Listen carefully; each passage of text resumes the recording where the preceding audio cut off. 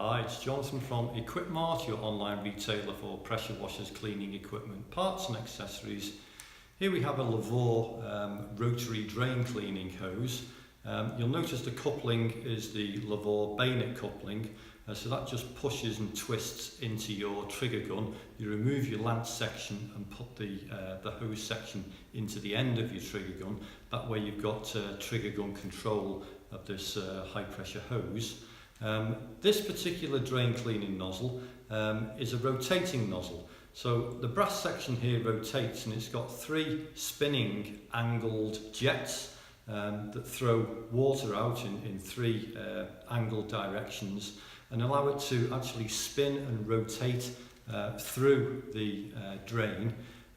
As it spins, it ensures that it's quite a vigorous clean, and it cleans the entirety of the inside of the drain. So it's quite an aggressive nozzle, this particular one.